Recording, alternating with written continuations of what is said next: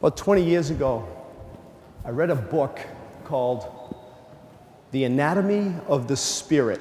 Now think about those two words, anatomy and spirit. We kind of think that there are two opposite sides, right? Physical anatomy and then spirit, ethereal.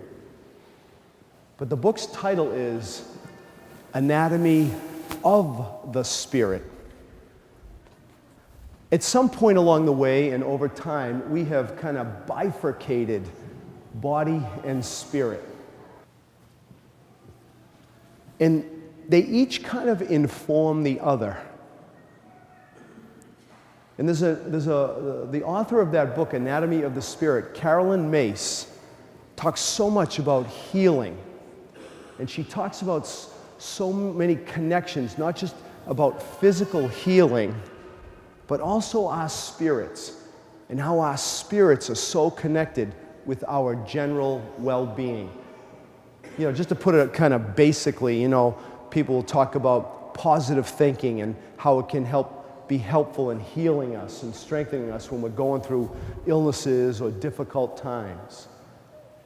But on the deeper levels, having our spirits and being in tune with them and within our bodies, I think is something that Jesus tried to get across to people. Carolyn Mace says that when Jesus came on the scene, he wasn't just a historical figure who came on around the year 0, you know, or whatever the Jewish calendar year was, huh?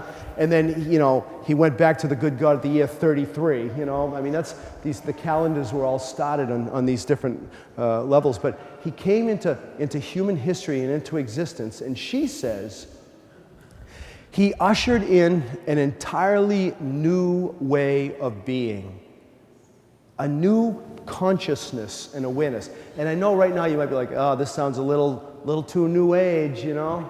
We'll get over it. We're in the new age. We're here now, huh? We're 2,000 years later. And he's speaking to this age, us, as he was to them.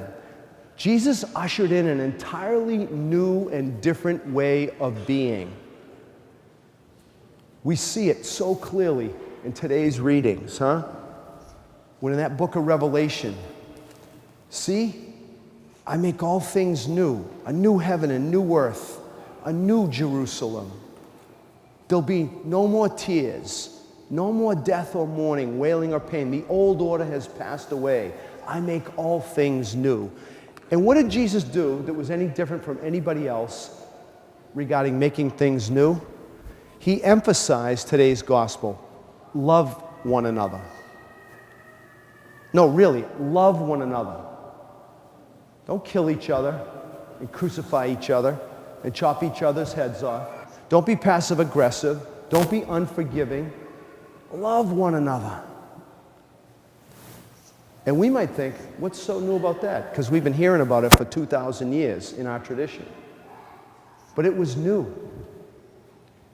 And part of loving one another, the newest thing, was to forgive. And as I say it over and over again, I think forgiveness is the number one issue of Jesus because it is so difficult. How hard is it for you and me to forgive small transgressions, family members, friends, close people, than to be nailed to a cross, physically suffering I think even more on the spirit level, knowing that they misunderstood, they rejected me. All I came to do was spread love, and this is what happens. And to be able to forgive from that place, what does he say from the cross? Forgive them, Father, for what? They don't know what they're doing. And to still forgive and to love, this is what he wants. This is this new consciousness, this new awareness that Jesus is bringing into the world. Because prior, it's all about me. You step on me, I'm going to step on you, so you never step on me again. I'm going to make sure you don't get one over on me. And I think we have vestiges of that. I know I do within me. It's a little bit more refined, we like to think, huh? Oh, we're not like that. Sure. When I look inside, there's a beautiful psalm, usually on Fridays or every third or fourth Friday, Psalm 51. And it says something like, my sin is always before me. And that's not, whipping ourselves in the back, from Da Vinci Code. Remember that guy, and he was always... No, I'm not saying that. I'm saying it's a recognition. We know where we fall short on that spirit level, that judgmental level. And so he comes in with something new. I want you to love one another. Today's gospel is kind of a continuation of what they were doing at the Last Supper. It's what we celebrate on Holy Thursday when we invite everybody to come up. Remember Jesus, they're breaking bread, and he stops the whole show, takes off the robes, wraps a towel around his waist, goes down on a knee and starts to wash the feet of the disciples. And as I said on Holy Thursday, they weren't nice, clean, mani-pettied feet. These were the feet of fishermen, where there were no paved roads, a lot of animals on those roads. You with me? These are dirty, calloused, rough feet. And the Lord of the universe models how to be. And he washes it. And of course, Peter's like, you're not washing my feet. And he's like, Peter, if I don't wash your feet, then you're not going to get it. You will not He says, you won't have a share in my kingdom. But he's basically talking in language like this. You don't get it unless I wash your feet. Me. Because then you go and do the same thing. And then for 2,000 years later, this group, this church, has been doing that. That's loving one another in this way. So it was right after Judas betrayed him, too. He knew Judas was going to betray him. If you and I knew somebody was going to stick it to us, betray us, pull one over on us, would you break bread with them?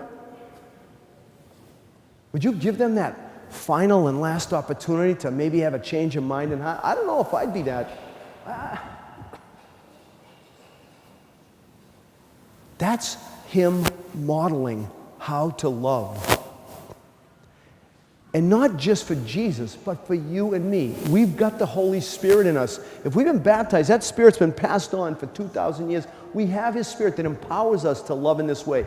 But again, as I read these scriptures this week, I thought, how resistant can we be? How resistant am I to love in this way? I like to use the words, love you, brother, hey, love you, all this kind of stuff. And I think, God, do you kind of diminish the effectivity of those words? Efficaciousness of those words, the effect of those words. Huh? What is it to love one another? He showed us how to do it. Us, the modern day disciples. We're the same people around that table 2,000 years later. And he showed us in 3 ways. Number 1, when you wash the feet of another person, we're basically what? Serving them, right? So you want to love me? Serve people. Don't get caught up in being served. Don't think you're the top dog. Get down on that knee and serve people, especially the least among us. Number 2, after he was done washing the feet, where did he go back to? The table. And he broke bread and he shared the bread and he said, this bread, this is my body. This is what it's all about. Give of yourselves, share of yourselves. So the second thing he said is feed people. There are so many beautiful organizations in the city, in our churches, where people are fed, literally fed, tummy fed.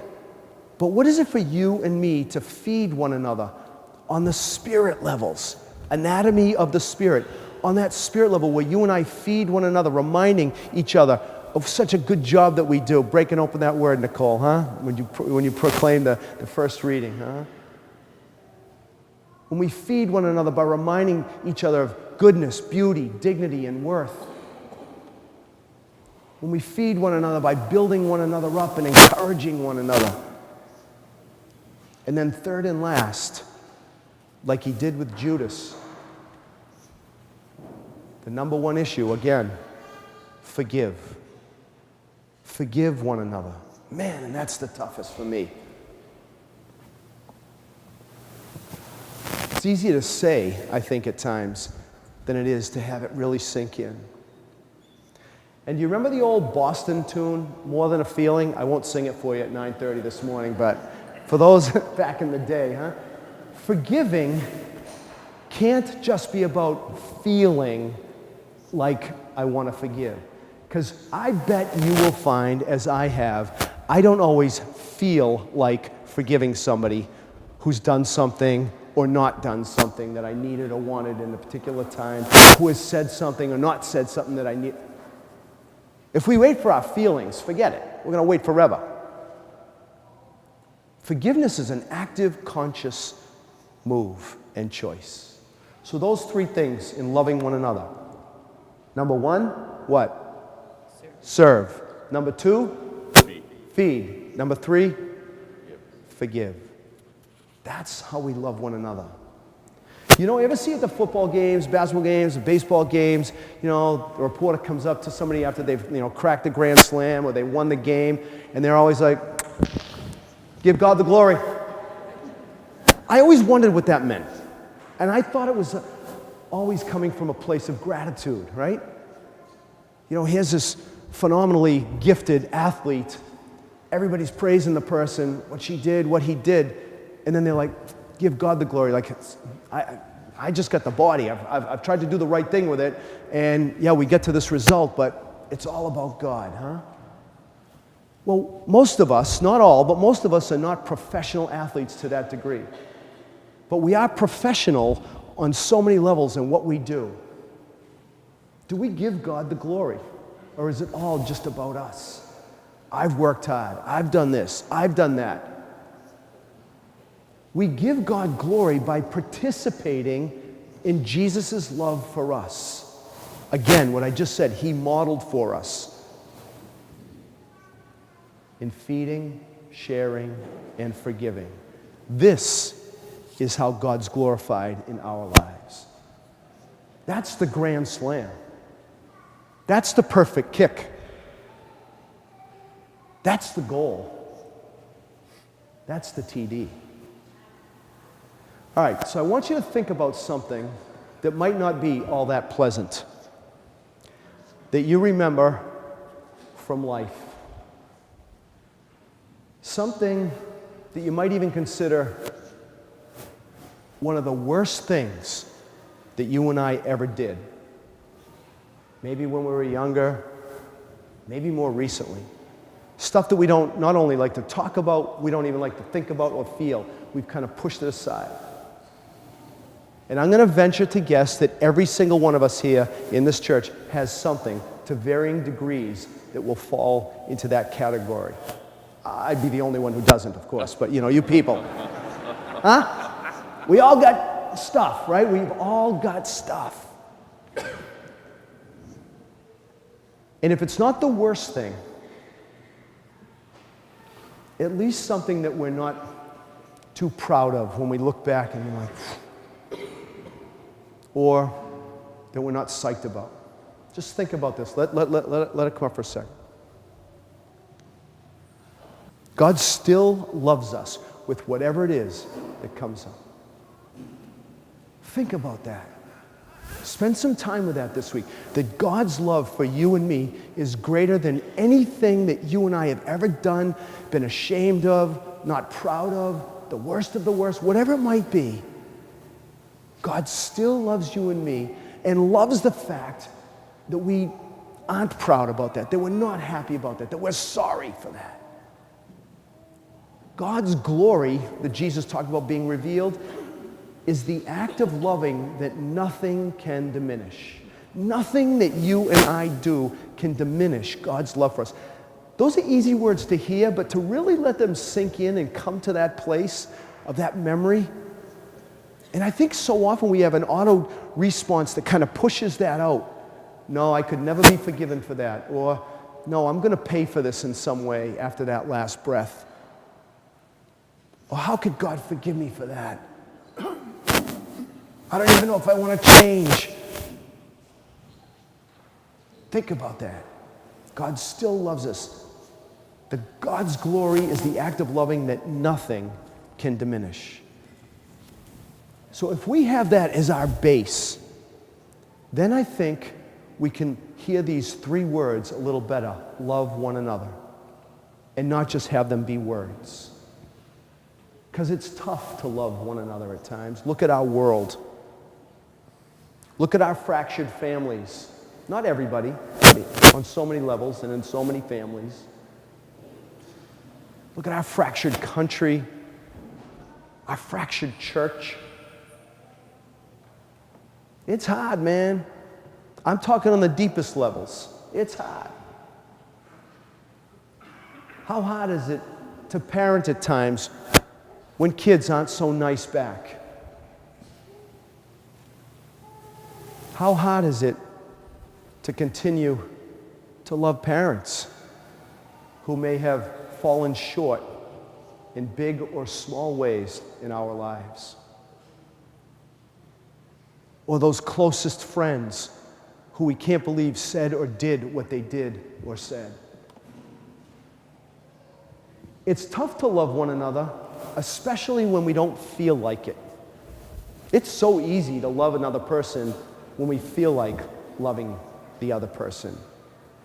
And I think there are so many things that go on the subconscious level as to what makes us feel this way so that we can then say, all right, I'll do this for you, or I love you. But what is it to love another person even when we don't feel like loving them? Again, I got to spend some time with that this week. We all do. It's not easy to love another person when we feel they don't deserve it. That maybe we're putting all the effort and the energy into the marriage or the relationship or the friendship, and they've done something and it's a pattern. It's not easy if you feel like you do all the giving and forgiving, or you see somebody's behavior hasn't changed, or you feel that you're being taken for granted or taken advantage of, or even that you feel that you're enabling another person. It is not easy always to love one another as Jesus asks us to. So the measure of our love is not to be determined by feelings. It's a good day. I think I'll forgive you. I think I'll love you. I feel all right. I get some little strokes over here, so my tank's full. All right, I get a little extra. I'll give it to you. It's not to be determined about feeling or merit, whether somebody deserves it. Most of the time, people don't deserve forgiveness. I know I don't. It's because of people's generosity and love, magnanimity of spirit that we're forgiven and given those other chances. Again, God's glory. And the measure of our love is not about distinction as to who deserves it and who doesn't. Not based on merit, not based on task. It's based on our knowing that you and I are loved so deeply with all the stuff that we've done. It's our response when we forgive another person and feed another person and share with another person to knowing how loved we are by God. Think back to the things I just asked us to recall. The things we're most ashamed of. The worst things that we feel that we've done. Loved and forgiven. In ending, before we can really love, as Jesus told us, we have to know that we are loved first. And our loving of another person is a response to that knowledge. It transforms us. It changes the consciousness of a community or a family, of the world in time. It ushers in a new era, this Jesus, a new Jerusalem, a holy city right here in Boston, in your heart and in mine. So let's glorify God this week by knowing that we are deeply loved, that we can in turn pass it on in the same way. And maybe we start with those closest to us, the most difficult and challenging relationships to heal sometimes. Let's look at the resentments we carry, and let's go forward like the disciples and love like he did. And tap into the grace and ask for the help, because it ain't always easy.